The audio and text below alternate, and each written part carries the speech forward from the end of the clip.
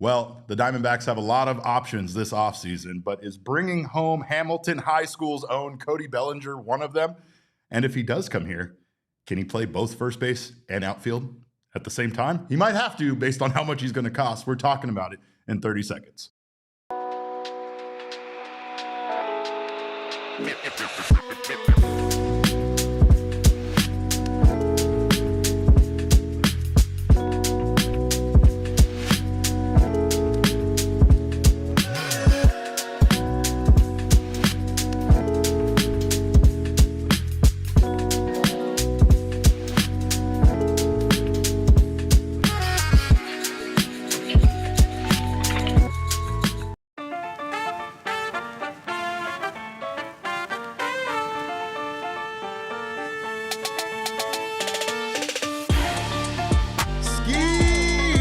Welcome into another edition of the PHNX Dbacks podcast, live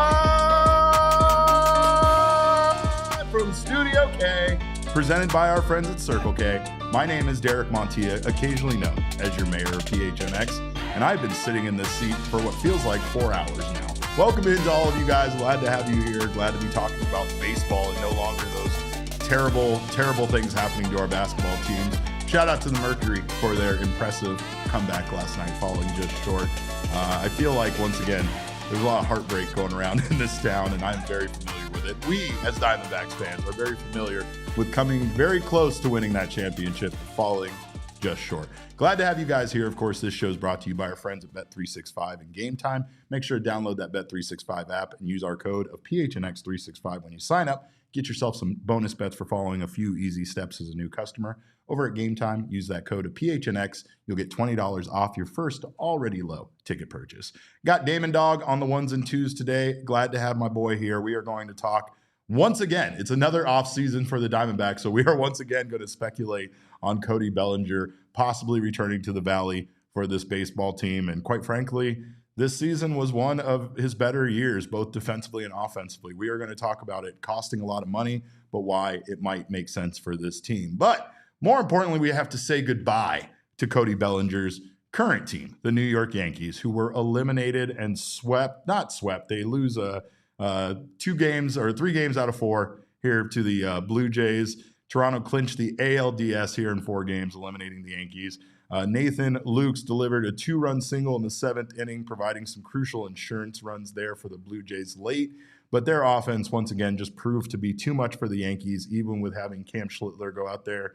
And Aaron Judge have yet another late RBI. The Yankees just could not overcome Toronto's offense. It was a lot, as it has been for them so far this offseason. And I fear that nobody in the American League is going to take on this Toronto Blue Jays team and be able to outgun them for sure. So, don't know what it's going to take to beat them, but right now they look very, very strong. What was also strong were the I don't know if you want to call it hot takes, the razzing, just what occurred after the game. I don't know if most of you saw this, but on the broadcast, while the Toronto Blue Jays were celebrating, it was once again Big Papi, Derek Jeter, and Alex Rodriguez. They were all tuning in to the clubhouse. They were doing interviews, and before Vladdy Jr. signed off, him and Big Papi shared a moment of them more than once shouting out, "Duh, Yankees lose."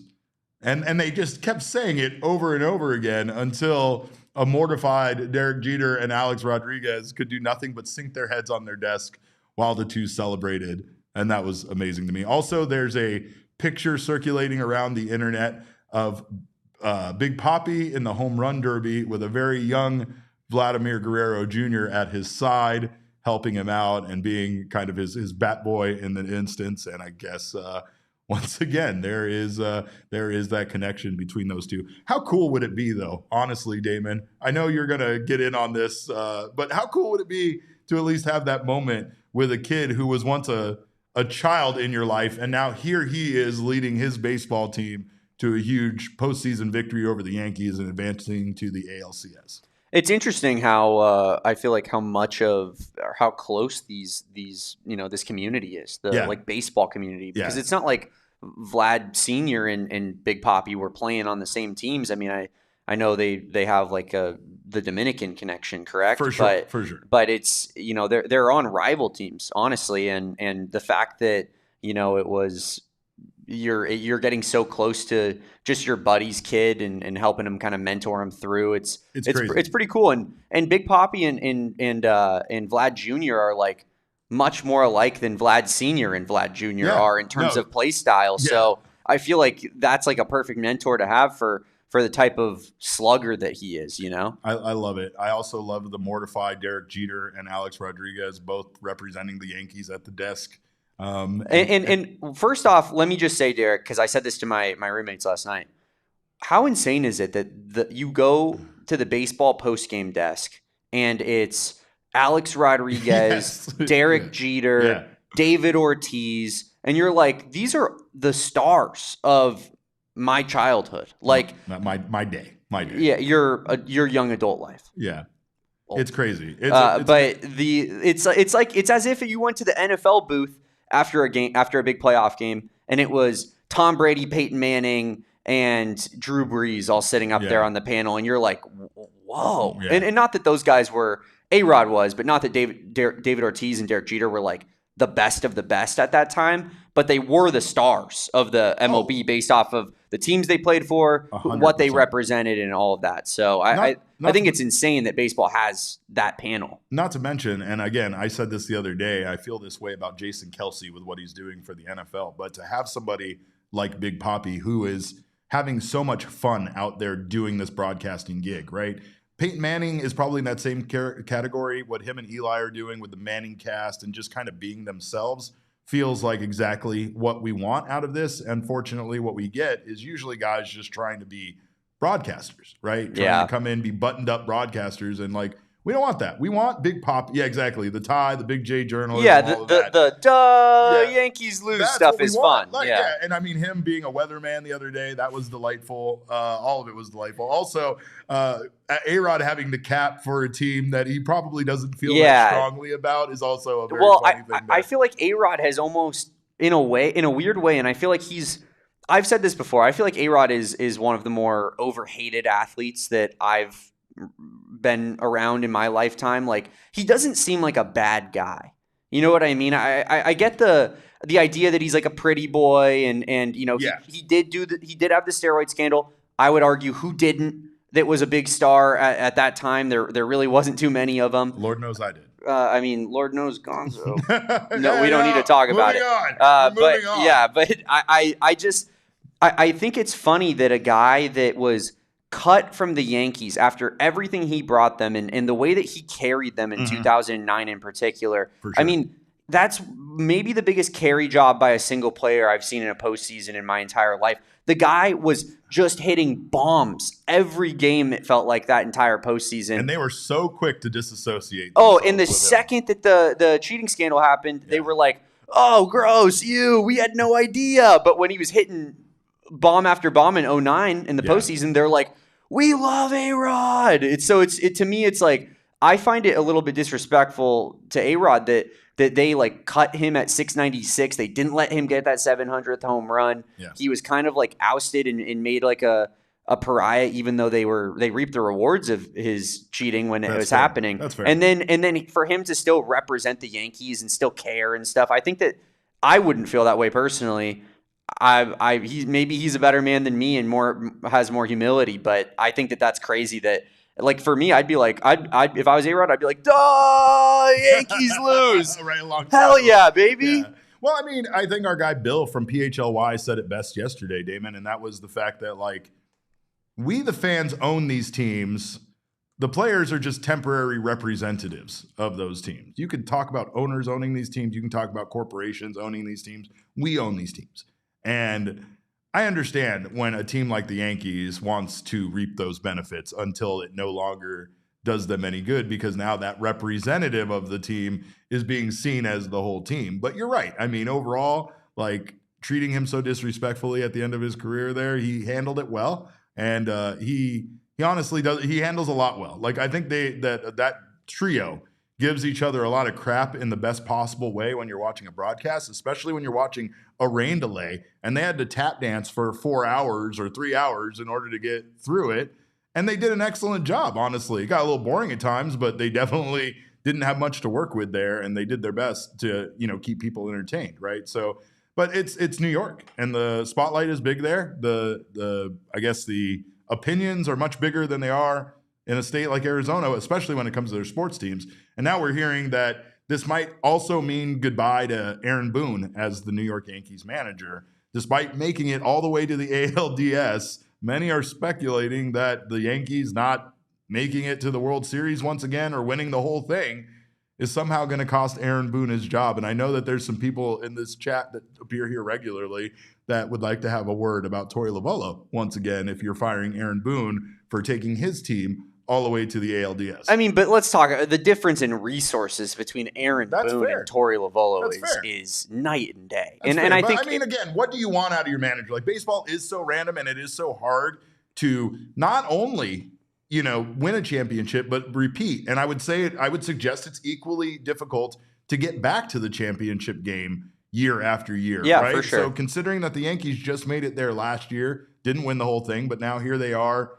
Again, making it through the first round and making it to the ALDS, only to get skunked here a bit by a much better Toronto Blue Jays team that proved that during the regular season. It doesn't seem like it's a fireable offense to me for the manager. However, I go to my manager's house every Sunday along with you and have a delicious lasagna dinner. And that's totally fair. Right. I think for me, outside perspective, and I'm not a Yankees guy, maybe we need to bring on like Talkin' Jake or something to ask him this question, but sure.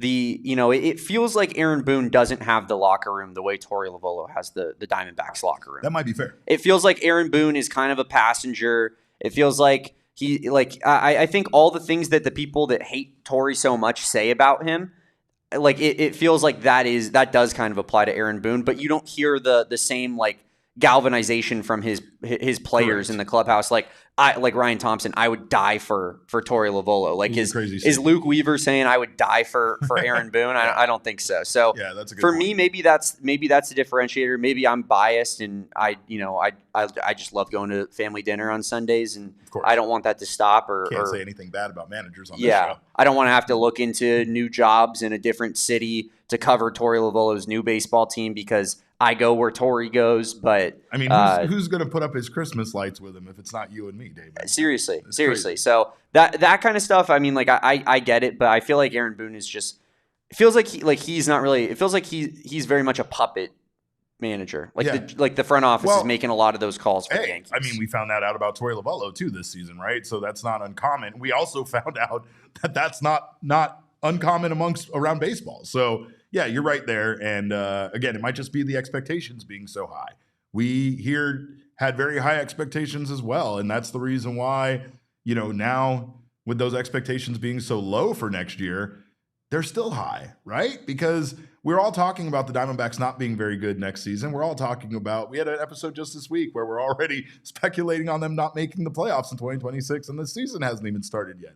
But it is because next year is very important for both Mike Hazen and Torey Lovullo, and you feel like neither of those guys are going to be here after next year should the Diamondbacks have another mediocre season or honestly have a worse season than they had this year, right? Like if they finish with 70-plus wins instead of 80-plus and miss the playoffs again, I think we all know that that's the end of that tenure for them. So as much as the expectations aren't very high for next year, they are technically pretty high probably internally, and they're probably self-high for Mike and Torey for sure. But the Diamondbacks aren't the only team in trouble. Now our Sea Snakes from Seattle are in trouble. The Tigers win yesterday by a score of 9-3, forcing a decisive Game 5 back in Seattle. Kind of hate that because it does feel like the momentum has shifted if you believe in such things as momentum. The Tigers capitalized on a huge fifth inning there, scoring 9 unanswered runs after Seattle had taken an early lead. And now the Mariners have to deal with Tarik Skubal, who is set to start in the decisive Game 5, aiming here to lead the Tigers to their first ALCS appearance since 2014. And I just can't believe this. Really? It comes all down to this? It comes all down to Tarik Skubal? I don't want to choose between these two parties. I don't want to choose between our beloved Mariners and their 33% former Diamondbacks roster. But I also don't want to root against Tarik Skubal, who is Kingman, Arizona's finest. But I mean, not hard. Not a hard thing to do. It is actually not a hard thing to do. We want Noah to be sad, so but also Skubal would be basically anybody's finest. To be fair, no, that's fair. That's fair. He's definitely Arizona's finest. That's for sure. That's something that we're going to get into this offseason. Is what the hell is this team going to do without its ace until the midway point? And hopefully Corbin Burnes can return and be the ace, because if they can't, they don't replace him before then. They're sunk. But Seattle has actually been pretty good against Skubal this year, so they do have a chance here. But it is a decisive Game 5, and it is going to be very exciting for that one for sure. Meanwhile, and that's going to be in Seattle. Our guy Jack Summers pointed out on the broadcast yesterday that the Tigers fans were booing their own team when they were down, and that's kind of pathetic, all things considered, especially considering that they came back and won that game. But let's not. That's classic. I mean, that checks out with Noah, does it not? Oh, 1,000%. Yeah, because Noah, it's over until they win, and then he'll gloat in your face, and it's the most amazing thing I've ever seen. I've never seen someone switch back and forth. Jared Goff's gonna blow it, and then the Lions win. The Lions are the best. Yeah, they're going to the Super Bowl, all that kind of jazz. But a couple of other teams won to face off, get elimination out of their face, at least for one day. Cubs win and force a Game 4. Phillies win. They also force a Game 4. Cubs won 4-3.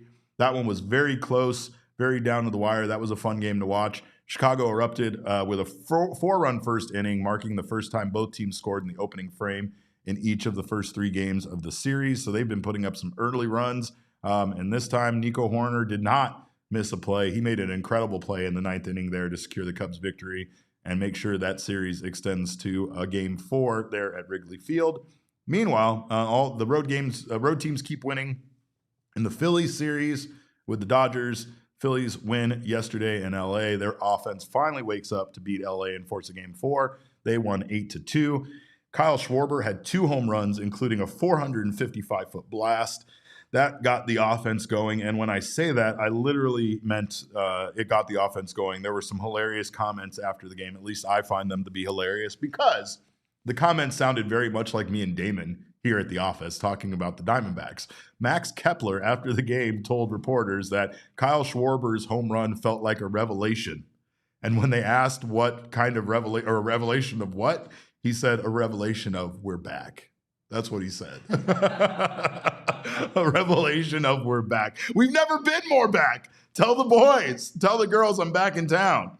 The Phillies pitching staff did a great job of containing the Dodgers, who really, their offense has not been like this. Like, the Phillies still have the ability to show out like this offensively. Not to say the Dodgers don't. They have the weapons, but they haven't really been putting up these kind of offensive numbers in the playoffs. So I don't know.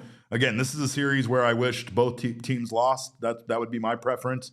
But unfortunately, I can't make that happen. So there will be a Game 4 there in LA. Derek, I have a lot of thoughts on this series. A lot of thoughts on this series. Sure you do. So last night, scenes. I mean, Dodger Stadium, silent as it can be. Oh, I loved it. Gasps at Ohtani, fly balls. Empty seats behind home plate. Well, we've long talked about it. The best sound in all of baseball, a Dodgers fly out. By far. Oh, that's right. Ohtani, he flew out to the warning track. Hold on. The MLB, the official Twitter account of MLB basically did that?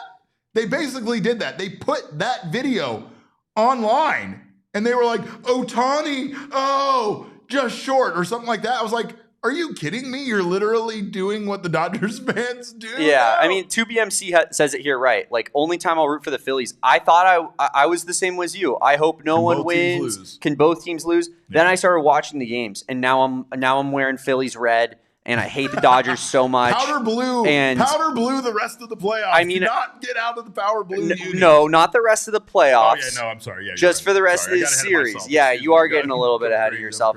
I also hate Obama. And yeah, I mean, I like Schwarbombs, the electric. I mean, I was sitting there last night when he was doing his postgame interview going, can we just get a DH like this guy? Please? Who just hits bombs? Yeah. I mean, even after going, 0 for 7 in this series with how many strikeouts he had, it still doesn't matter, because when he comes alive, he is alive. And then he's this. He's this monster that you can't pitch big moments in a mile radius to him. Yeah, in big moments in the playoffs every year, it feels like Schwarber just shows up. Like this is what he lives for. And so, I'm fully rooting for the Phillies at this point. We got Christopher Sanchez on the mound in the next one, Derek. I'm feeling pretty good about chances in a game 5. And here's what I'll say: we might not get the W in game 5. But Obama is on the mound. And if we can force that game 5, Derek, there is the opportunity that Ohtani gets arrested on the mound? I'm trying to think of – I don't know if I can say that or not, so I'm not going to say it. Ohtani is going to cry like Sasaki did earlier in the year on the mound as he gives up 5 earned runs and the Phillies eliminate the Dodgers. I mean, that's what dreams are made of. So that's what I'm rooting for. I don't hate that. I am also rooting for that. I can get on board with your dream for sure. And I can get Ohtani for prison. Yeah, Adam Thomas's dream is a good one as well. So we're going to take a quick break, though, and we're going to get far more delusional. We're going to talk about if bringing Cody Bellinger back to the Valley. No, this is not a repeat episode from last offseason. This is an all-new episode. But we're going to talk about if bringing Cody Bellinger back to the Valley is not only a good move for the Diamondbacks, but if it makes sense and if he's a good fit. I'm going to tell you the reasons why, even though it's going to cost us a lot of money on the other side of this break, so don't you go anywhere. Of course, unless that place you're going is Rally House. Our ASU Sun Devils crew is going to be out there having a very special game or live show out at Rally House at Tempe Marketplace. Do not miss that. It is the place to go to, not only to watch PHNX shows be filmed, but also for all your favorite local Arizona team gear with tens of thousands of products to shop from. Every time you visit a Rally House, you're guaranteed to find something unique, new, and that fits your game day vibe. They have locations out there at Tempe, Mesa, and Glendale today. And if you haven't checked out Rally House for all your game needs, I can assure you they have you covered, whether it's that new rivalry jersey for the Cardinals. I don't know if we're buying Cardinals stuff right now. Like our feelings might still be too hurt to buy Cardinals gear, but you can get ready for Diamondbacks season next year. More importantly, you can get ready for the Sun season that's right around the corner. So check out Rally House. They only carry Arizona sports teams. You can find your local Rally House location and shop their entire product assortment online at rallyhouse.com today. And also Circle K is America's thirst stop, and it's someplace that you should all be visiting more often. I say that because if you do visit once per week and either make a 5-gallon fill up or purchase $5 worth of goods, you will get 10 cents off your next fill up per gallon. And you only get that if you are a member of their inner circle. So if you haven't signed up yet, do so now. It's a free membership program. It's easy to download and get enrolled. And then after that, all you have to do is use your phone number to get all sorts of deals at Circle K, including 79-cent Polar Pops, 99-cent Frosters, and 3 for $5 on those 28-ounce Gatorades. So do not miss out on all of the promotions, whether you're inner circle or not. They have $1.50 large coffees right now. They got buy 2, get 1 free Monsters on their 16-ounce ones. And then they have buy 2, get 1 free on their 8-ounce Red Bulls. So do not miss out on all of these deals. Join the inner circle for free by downloading the Circle K app today. Terms and conditions apply at participating locations. Visit circlek.com for details. All right. Well, Dbacks have a lot of needs this offseason, obviously. And with their pitching staff being the priority here, we know that the Diamondbacks, who have less money to spend, are going to probably focus on that. And that, again, is absolutely fine in regards to how, next year stacks up. But we do know that they have positional needs for sure this season. And of course, with 2 of those biggest positional needs being the fact that they have to replace Lourdes Gurriel Jr. there in left field, and they also have to get a first baseman to replace the non-existent one that they have now. The Diamondbacks might need to go out there and make a move. And while I don't anticipate the move is going to be as big as acquiring a free agent of Cody Bellinger's caliber, there is a lot of things that make sense about it, believe it or not. Killer Rex, who was already saying, please don't glaze Bellinger. LOL, dude is not worth what someone is going to overpay for him. Now, what I will say is you might be right about that because Bellinger is going to command quite a bit this offseason, and that's the biggest hurdle here, and even considering bringing back Hamilton High School's own Cody Bellinger. But while Blaze Alexander might be a great option in left field, again, there is this one guy who is available, and he could theoretically fit both needs. I know, once again, as I said to start the show, he might not be able to play both positions at the same time, which is truly what the Diamondbacks would probably need him to do in order to afford him and in order for him to fill those positional needs they have. But Bellinger posted excellent numbers in 2025. It's his best since 2023 and his second best since his 2019 MVP season. He slashed 272, 334, 480. He had 29 home runs. He had an 813 OPS, and he had a WAR of 5. So that right there, all very, very good. All some of his best numbers of his career. Bellinger is 30 years old right now, so I know his age might be a concern to some people, and we'll get into what Spot Track thinks the contract is going to be worth. But Bellinger is a good defender, and that's something that we saw this year from him out there in the outfield. He was worth plus 11 defensive runs saved, plus 9 fielding run value, and plus 7 outs above average. That comes courtesy of our guy, Jack Summers, over at Sports Illustrated. But Bellinger is an incredibly good outfielder, and he also plays first base, which is a need the Diamondbacks have. They right now do not know what they're going to do for first base with Tyler Locklear having the majority of the reps for the foreseeable future once he returns from his injury, but it still sounds like they plan on going with a platoon that's going to include Tim Tawa, going to include Pavin Smith, and most likely going to include those guys early on in the season. And quite frankly, Bellinger fills both needs that this team has for an outfielder and a first baseman. Arizona needs, and another third thing I guess Bellinger fits here is that they need a power bat in their lineup that they don't currently have. I, for one, have already talked about how much I look forward to the Diamondbacks not trying to be a power hitting team.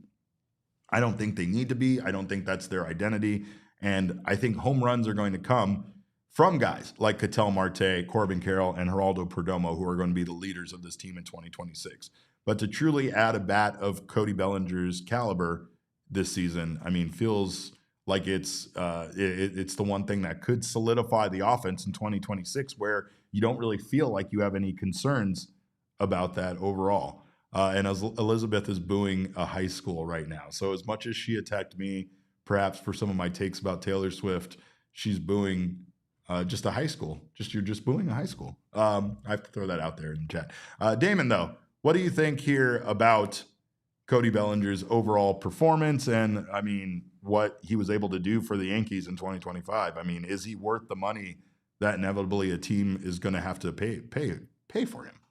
I brought up his baseball savant here, Derek, so we can kind of see where his percentile rankings were over the course of this year. And I feel like, we missed this element without Jesse on full time. Yeah, that's a lot of red because Jesse was Mr. Baseball Savant for us. But 82nd percentile batting value, that fielding value, as you said, very high, 91st percentile.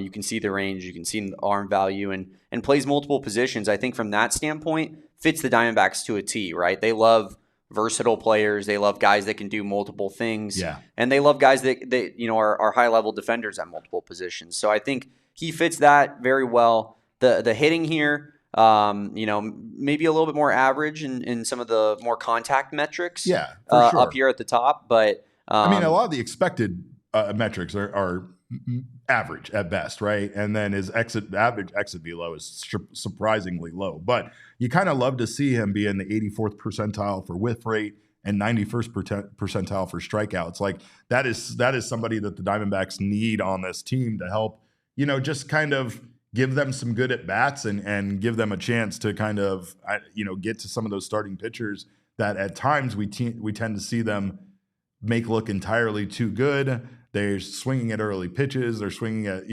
flying out on the first pitch. There's just a lot of good at bats, I think, that are needed in this lineup, and that's something Cody Bellinger could bring. Yeah, certainly. I think I just love the fit, and I've talked about how much I just root for people from Arizona, so I'm inherently biased in this. Gross. But yeah, you don't stop. You have everything you own has Arizona written on it somewhere. Even that Indian Wells shirt. Yeah, even though this is a shirt from Palm Springs, California, but it's got a little Arizona. Yeah, I mean, it's like that. It's California's version of trying to be us, frankly. I think I think the Cody Bellinger thing, it's like we've talked about it for multiple seasons now. It feels like we have, right? Like, did it make sense at the 2023 trade deadline? Did it make sense in the 2024 offseason? And now you're faced with another opportunity. The Diamondbacks got rid of Josh Naylor. They don't have Christian Walker. They need a first baseman. Is Cody Bellinger the first baseman that they're going to come after? I mean, he's better in the outfield, and that's frankly the truth, right? But at the same I was going to say probably not. But maybe he could provide some extra innings there if Tyler Locklear's waiting a month early in the season. If Pavin Smith gets hurt again, like he battled injuries all year this year. So I'm with you, Derek. I think he upgrades the outfield from the power hitting standpoint that they need. Right. You can put Cody Bellinger in center field, and you can or left field, and you can have Alek Thomas play man center and Corbin Carroll man right, or Blaze in left and Cody in center.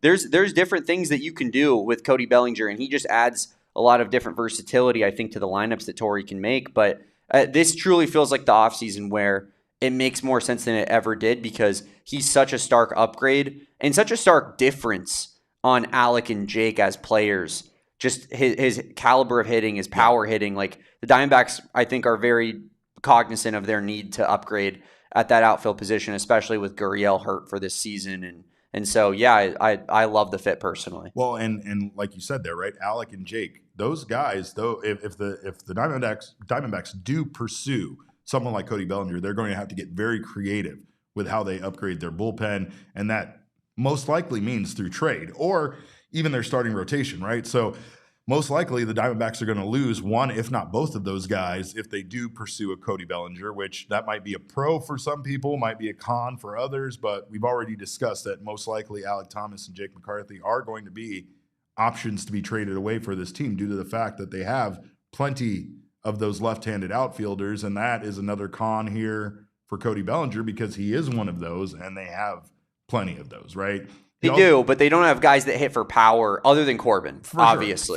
For sure. He's also played plenty of first base in his career, but again, the defensive metrics that we're looking at there, the things on his Baseball Savant page, are more about his outfield resume and how good he is out there, and he has less than a third of his career defensive innings coming at first base. So he hasn't played first base often, he just can play it. And quite frankly, that doesn't bother me. I'm not saying that first base is an easy position to play, but I do feel like the Yankees didn't need him to play first, and so thus he didn't play first. But with the Diamondbacks, it's the easiest. It is. And again, it is. And that might be a chance to keep him solid throughout the contract, because another con here with going after Cody Bellinger is going to be the cost. Killer X says in the chat, we turned him a little bit. He said, if you don't break the bank signing him, go for it, I guess. But that's the problem, is most likely you are going to have to break the bank to sign him. Bellinger's price is going to be extremely high. And not only is it going to be high on an annual value standpoint, but it's also going to be something that is going to be a long-term deal. Like, Bellinger probably at age 30 is going to look to get a 5-year plus deal at this point. I don't imagine him accepting anything less. And unfortunately, even though it happened with Corbin Burns, I don't see him offering us a hometown discount to come back here to Arizona, but you never know. Right? I don't know that I agree with the idea that I don't see him accepting anything less, because I think that the market dictates that, and the market the last couple times around for him has dictated that he doesn't get a long-term contract when he was younger. So he's proven to be a very inconsistent player over his time in his MLB career. Like, he has years where he's unbelievable. He had an 8-WAR season for the Dodgers. That's another con. He has other seasons where he kind of stinks. Yeah. And I think that almost precludes him from getting those long-term deals. But what I said to you before the show was I would be comfortable giving him like a Gurriel-style deal. 3 years. Where it's 3 years, 2 years fully. The third year is like a mutual option, but if the Dbacks don't pick it up, they have to pay him like half the contract for that season. I think something like that seems viable and could potentially work out for both parties. But we're going to see. I mean, obviously, we talk about it all the time. Like, Cody Bellinger would be the big move for the Dbacks. The Yankees might just be like, that's our 6th most important thing that we did this offseason. 1,000%. And totally so right the resource level that is at play here is night and day, and it's very possible that a team just swoops in, signs him for an amount of money that would be our marquee signing, and that's that. But hopefully the Diamondbacks make at least one move for their lineup, I think, that adds a legitimate hitter to their starting nine, because I don't think that you can just run it back and just be like, yeah, we don't have Naylor or Gino, or and we're starting Pavin or Locklear at first base, and and just expect people to eat it up. No Gurriel, right? Like, you're down Gurriel, Naylor, and Gino going into this season. You got to find some way to get in like I think a high caliber star level hitter to supplement that. More importantly, how thin are they now? Right? Because if you don't go out there and acquire any kind of outfielder, right, you are most likely going to have to move Blaze to left field, and that's where he'll play every day,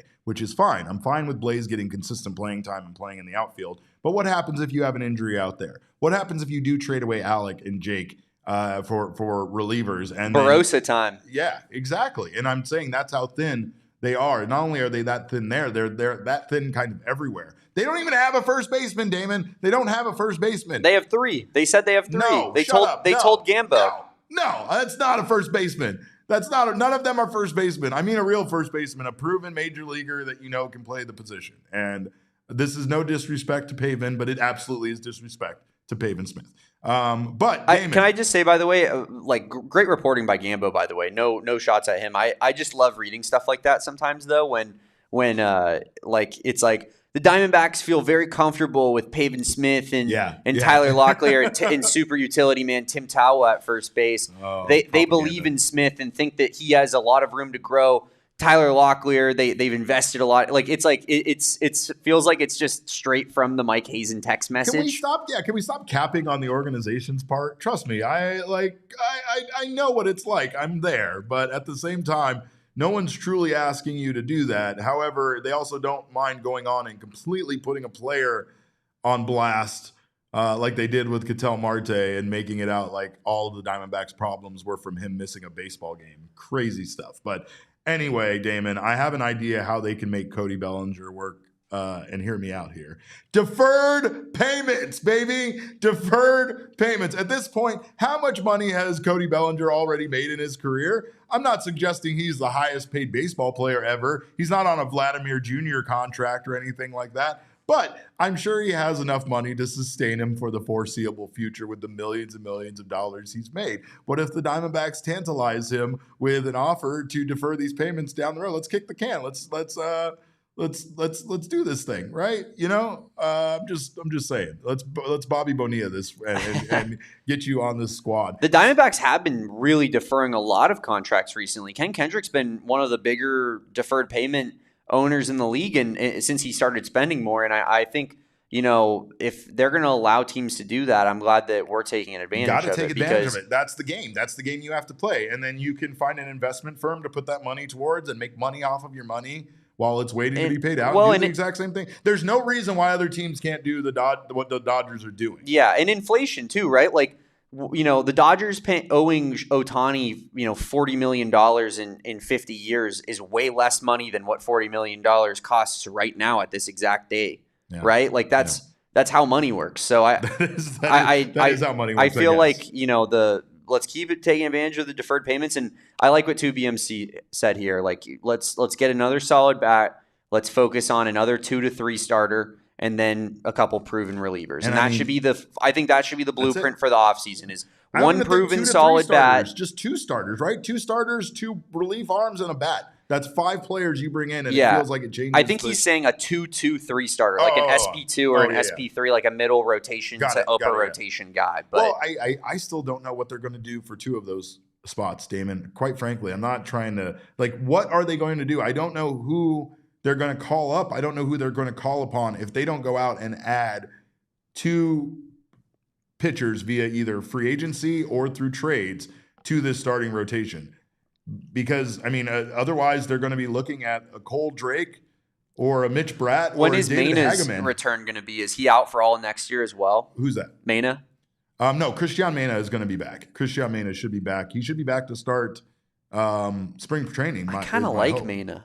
I do too. And again, it's not. He was 21 when he got his debut. That's nuts for a starting pitcher, especially one that I think is correct me if I'm wrong. He's a foreign player, right? Like he didn't play high school baseball here. or college baseball here. So being 21 and pitching in the pros already, I think is nuts. The idea here, though, is that you got to worry about what any of these guys are, and that goes for AJ Puck, Justin Martinez, and even Corbin Burns. You have no idea what they're going to be returning from these surgeries. We just assume too often that pitchers are going to be able to come back from these devastating arm surgeries, elbow surgeries, and be exactly what they were. In some cases they are, but in some cases they're not. And we don't really know, and so that's really what it comes down to. Spot Track for Cody Bellinger projects a 6-year contract worth north of $180 million. Jesus. And again, that would be I think that would pretty much price us out. Per year. Again, that seems crazy. Hopefully, if the Diamondbacks can get him to agree to something more like what you suggested, Damon, maybe that same annual value, but maybe a 3-year contract instead of a 6-year. So, but we're going to need to figure out a way to pay him and a lot of people. And again, I mean, I don't know how this team is going to do it. I also don't completely disagree with Killer Rex, believe it or not, because there's also this factor of Torey Lovullo still being the manager of this team. And while I do want to believe that what we saw in August and September is more indicative of Torey managing and this team being who they really are, their true selves, I just don't know how next year is going to go for him. I don't know how it's going to go as a manager. And I feel like at this point, between hearing that the front office kind of has more of a role than any of us thought in Torey's managing, mixed with the results and the years of ups and downs that we've had, I don't know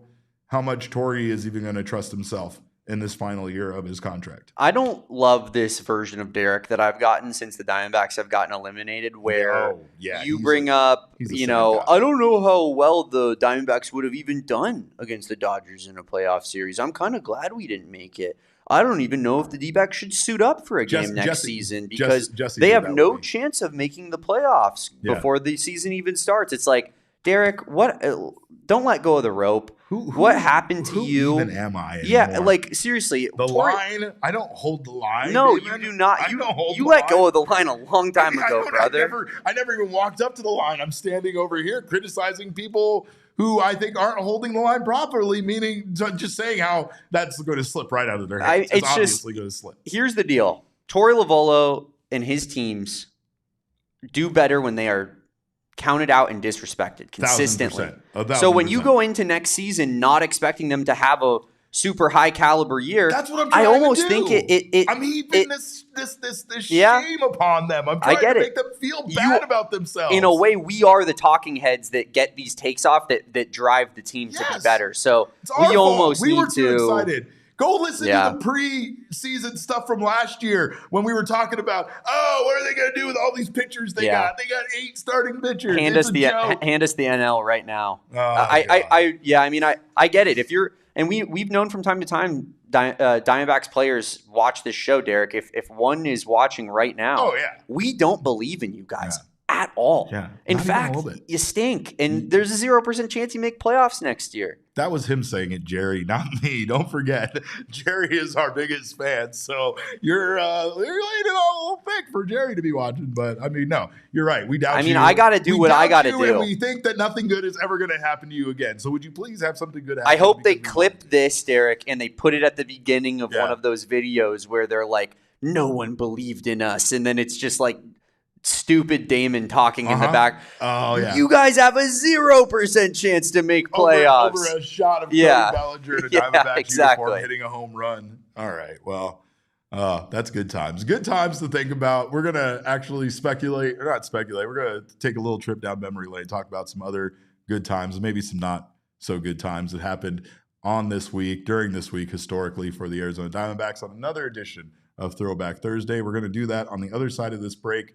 Don't you go anywhere. You're watching the PHNX Diamondback Show. Well, no one does it better than Gila River Resorts and Casinos. It's my favorite place to go just because I love not only nights out on the town, but staycations. And you can just combine those into one and not even leave the resort. you're staying at. And if you don't want to go there for a staycation, it is a great place for a night out on the town. They have over 4,500 slots and live table games, and they also have some amazing sport books that are the place to go and watch sports. Huge screens, delicious food, and most importantly, that little paper slip in your hand. Go big and go home a winner. From upscale to approachable, from casual to classy, from bar to bar none, they have a selection of dining options that are always in good taste and always perfect for after you've won on red over there at the roulette table. You do you at Gila River Resorts and Casinos. Visit playatgila.com for more details. And of course, everyone needs a checking account. It's how you can get a room over there at Gila River Resorts and Casinos. But if you don't have one already, make sure to get one that gives back to you. Or if you're looking for a new checking account, get one that has benefits. Mountain America Credit Union's My Style checking account has perks just for you, including restaurant deals, mobile phone protection, telehealth access, and loan rate discounts. They offer have offers on travel and events and so much more. So do not miss out on all of the deals you can get from your checking account with Mountain America's My Style checking account. Make My Style for your lifestyle at Mountain America Credit Union. Visit macu.com/mystyle to apply. Insured by NCUA. Membership is required based on eligibility. Some benefits require no cost registration activation. Terms, conditions, and exclusions do apply. All right, Damon. Well, it is time for another edition of Throwback Thursday. And whenever we talk about Throwback Thursday in October, of course, it's going to be some good memories from past years when we had some good luck, had some good things happen to us, and also a memory of some of the bad times. But good times and bad times regardless. The fact that this team has already so many playoff memories in their short history is a very good thing. And I mean, this goes back to the first 100-win season in team history, which was just the second season this team existed. On October 9th, on this day in 1999, Arizona's season ended when Todd Pratt homered in the bottom of the 10th inning, my goodness, to give the New York Mets a 4-3 victory in Game 4 of the National League Division Series way back then in 1999. Meanwhile, we do have some good memories. In October 14th, in fact, of 2001, the Dbacks defeated the Cardinals in Game 5 of the NLDS to advance to the NLCS. And I think many of you remember how that season or that postseason run eventually went. A lot of magical things happened there in 2001. In 2007, on October 6th, the Diamondbacks completed their National League Division Series sweep with a 5-1 win over the Cubs to advance to the NLCS. And again, that was some fun times, Damon. But of course, we do have the loss to the Brewers, which we'll never forgive them for, and we all hate Ryan Braun for. Back on October 7th, 2011, they lose the NLDS Game 5 there. Once again, losing a game in the playoffs in 10 innings. They lost 3-2 in Milwaukee. You're right. I will truly never forgive them for that. I know you won't. Like, I'm solely rooting for the Cubs pretty much because of Ryan Braun. I'll never forget. Hey, it says here, according to reports, on October 9th, the legend Max was also born. My goat. Let's give it up for my goat, Max. Happy birthday, buddy. Happy birthday, man. Shots on Damon, I think. I don't know. That's how that works. Beers on Max? Not that Max. I'll buy a shot. Max. I'll buy a shot. Beers Max, Max. hit me up. Send me your Venmo, Max. This guy's here in all of my shows all the time. I love him. Yeah. He's literally family. And Killer Rex here is being a moron once again, pretending like he's dumb, I guess, or actually being dumb because he is saying this team has so many playoff memories. Yeah, they do. This is a short existence of this team. Go look at the Tampa Bay Rays playoff memories. Not very long, not very many of them. But I'll tell you, on this day, or I guess this week, October 7th through the 11th, 2023, it was one of the best memories in Diamondbacks history, in playoff history. It was when the Diamondbacks swept the Dodgers 3-0 in the NLDS back then to clinch their first NLCS berth since 2007. The Diamondbacks earned the 11-2 victory in Game 1 to mark their first NLDS victory since that series against the Brewers, and then their first NLDS road win since October 6, 2007 at the Cubs. The D-backs 6 runs in the first inning marked a franchise high in the postseason, and that was the first time in postseason history in which the first 5 batters for one team reached base and then scored in the first inning. That is courtesy of Elias Sports Bureau. So that series also, that gave me the greatest memory at Chase Field that I'll ever have.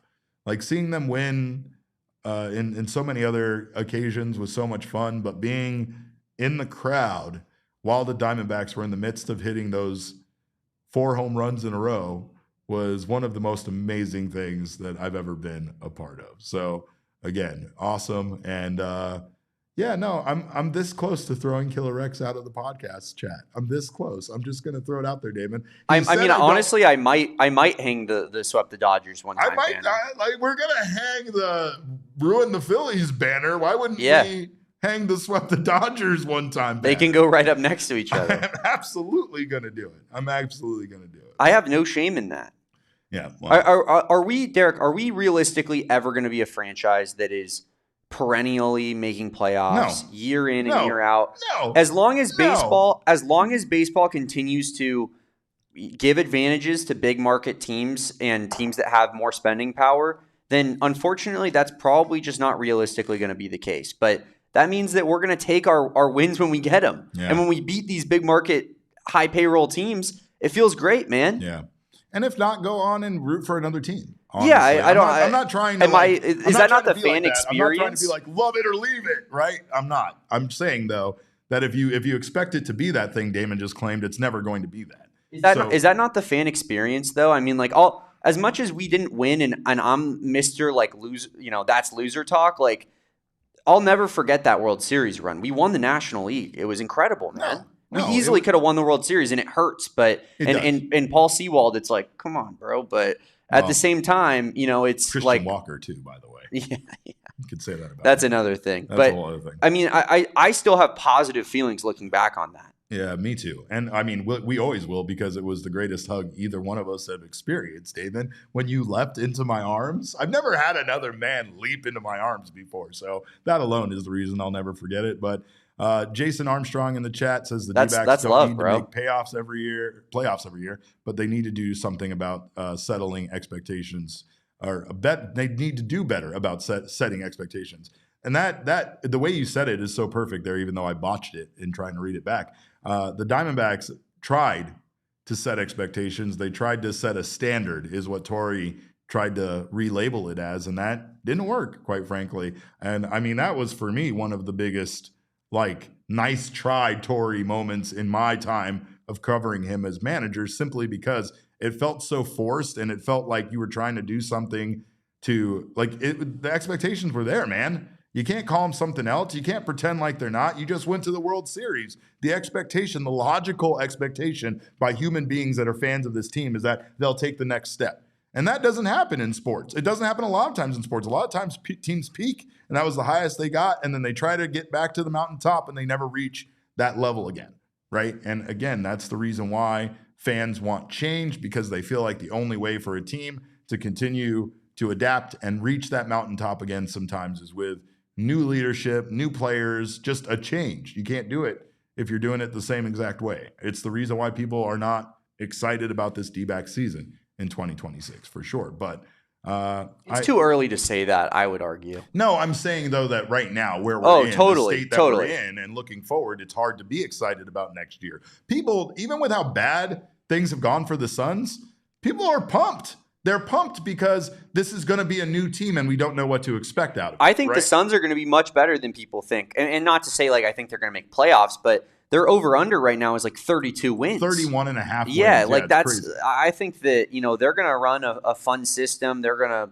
to, lean on Devin Booker. Like, they should be able to be a 33 to 38 win basketball team. I think the D-backs are in an even better position. Like they have, and Jesse brought it up on our show, right? Like that trio of Cattell, Perdomo, and Corbin. Those are the stars. That's a top 5 trio of hitters in baseball, right. Man. Those are the superstars that you need to lead the team. And absolutely. That's why you have a core that you build around, because the pieces that you build around a core can change, right? It's finding the right formula of the role players that are going to make that they're going to help that core win, and they have to do their part as well. But those guys don't need to be signed to long-term deals and don't need to be here forever in order to make this team stay competitive from year to year. It's about adapting and finding those role players that can come in here.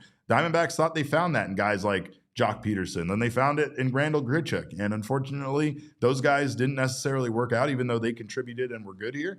But right now, they're in a place where they have, some actual positional needs to address that they might not have the ability to, quite frankly. And I mean, that's where the whole Cody Bellinger thing probably gets derailed here overall. But in order for this team to get to a point that satisfies someone like Killer X, satisfies some of those people that want those World Series banners and wants this to be a perennial powerhouse year after year, it does take for a team like the Diamondbacks a little bit of luck, right? They need to draft that superstar guy like Corbin Carroll that goes from a mid-first round guy to being one of the best players in baseball. Those type of moves are going to be the only way the Diamondbacks can get better. And I'll tell you, one of those moves did happen, and that was with the Merrill Kelly trade, which I feel like is a kind of a disaster for the Rangers. But before we talk about that, I did want to let you guys know about our PHNX Cardinals crew being out there at Chicken and Pickle in Glendale before the Cardinals take on the Packers for that game on October 19th at 11 a.m. I believe you said you will be there. I will be there. I'm going to be out in Glendale. That's the real sell. The Friday before, I'm going to be out there for Bert Kreischer. I had like third row tickets to see Bert take his shirt off and be hilarious. And I'll be out there doing the tailgating thing for sure on Sunday morning. So make sure to join us for that. We'll have PHNX merchandise giveaways, yard games, drink specials, and more. Just head on over to gophnx.com/events to RSVP for this free event, just so we can get a head count, know how much space we will need. But come on out. Chicken and Pickle is amazing. You can play pickleball indoor, outdoor while you're there. They have yard, like I said, they have yard games. They have all sorts of fun. Giant TVs everywhere and plenty of space for you and your entire crew to come out there and tailgate with us. But I did want to give you guys, before I get out of here, an update on that trade that I was talking about. And we got our Fall Guys segment ready to take off. I once again am going to be your fall guy at Arizona Fall League Baseball. I will actually be out there in about 30 minutes to watch outdoor baseball in person. I cannot wait. I'm jazzed. This weather is great. It's a little warm still. Needed to cool off just a tad, but I can't wait to be out there. In fact, Diamondbacks pitcher David Hageman is on the mound today for the Salt River Rafters. Is the big reason why I'm pumped to get out there to see him get the start. Probably won't last very long. That's how these fall league games go, maybe 2-3 innings. But are you going to wear your Rafters hat? Oh, I don't know if I'm allowed to in the press box. I'll just wear a Rafters shirt underneath this shirt. Do you think that, cheering in the press box they allow it in AZ Fall League? I should go crazy. Yeah, fist pumping. I should go in the press box and just be the loudest fan. Come on, baby. Entire stadium. No, I actually do like sneaking down and getting a better seat. I'll try to get behind home plate or something. Yeah, I know you do. That's why I asked. But I mean, man, in one season in the Rangers system between rookie complex league and low A Hickory, Hageman had a 2.82 ERA in 8 starts and an opponent average of 188. So I'm excited about what this guy could be. He was selected in the 4th round of the 2024 draft out of West Virginia by the Rangers. Speaking of which, what a disaster that trade was for the Rangers. They gave the Diamondbacks in that Merrill Kelly trade, the Diamondbacks now number 1 overall pitching prospect in Cole Drake and 2 other guys that are ranked in the top 30 in Mitch Bratt and David Hageman. And all that just for the Rangers to get 2 months of Merrill Kelly, 5 starts out of him, and for them to miss the playoffs. And for him to potentially return to us. And for him to just come back to Arizona maybe or elsewhere. I really feel that the only way that trade is valuable for them is if Merrill resigns with the Rangers. And I'm not even sure if they want that. They might not be very thrilled. I mean, his results were fine, but the Rangers didn't do a great job when he was out there on the mound. And I think he only had 1 win, if I'm not I'm not mistaken. But yeah, we will see what happens there long term, especially with maybe Merrill Kelly coming back to this team. But I got to go watch baseball. So I'm going to get out of here. We thank you guys so much for being here. Big shout out to Damon, of course. Always miss him on Wednesdays. I know he needs days off, but I want to somehow veto him having ever any days off. But of course, you can follow us on Twitter. I'm at cap_caveman with a K. Follow me. Follow the account for updates from Arizona Fall League. Most importantly, follow Damon. He's at Damon Dog with a DAWG. We are all Damon's dogs. Bark, bark. Our show is at PHNX_Dbacks, but as always, all roads lead to at PHNX_sports on Twitter, Instagram, and Facebook. We thank you guys so much for your time. We will see you tomorrow with another 12 p.m. show. We're going to see if any baseball teams got eliminated by that point. And until then, you guys keep it dialed in here, like I said, for more on the Arizona Fall League. We should have some interviews out there from maybe David Hageman, perhaps Trey Jameson, and more. So keep it locked right here. Until tomorrow, have yourselves a wonderful evening. Enjoy yourselves. Enjoy your day. And remember, kids, baseball is fun, but it's so much more fun when you bring Cody Bellinger home. We all silly like the mayor.